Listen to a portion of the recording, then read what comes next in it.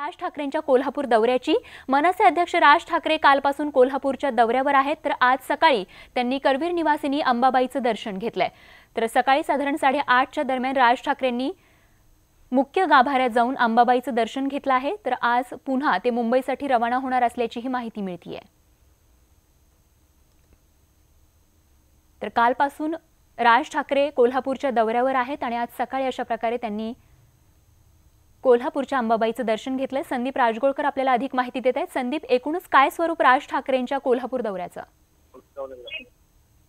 स्वाती, एका खासगी कार्यक्रमानिमित्त राज ठाकरे हे 2 दिवसांच्या कोल्हापूर दौऱ्यावर आहेत। काल संध्याकाळी राज ठाकरे हे मुंबईहून कोल्हापूरमध्ये दाखल झाले। त्यांचं जल्लोषात स्वागत करण्यात आलं मनसे कार्यकर्त्यांकडून आणि आपण ही जी दृश्य पाहतो ही काही वेळापूर्वीच आहे।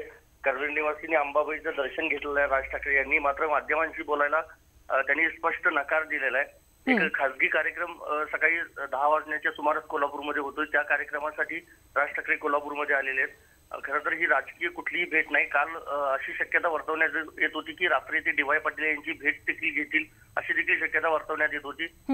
मात्र त्यांनी कुठल्याही राजकीय नेत्याची भेट घेतलेली नाही। कोल्हापूरमध्ये आल्यानंतर त्यांचा एका हॉटेलमध्ये रात्री मुक्काम होता। आज सकाळी त्यांनी अंबाबाईचं दर्शन घेतलेलं आहे आणि त्यानंतर खासगी कार्यक्रम आटोपून ते पुन्हा मुंबईला रवाना होणार असल्याची माहिती समजते। अगदी धन्यवाद संदीप या माहितीसाठी।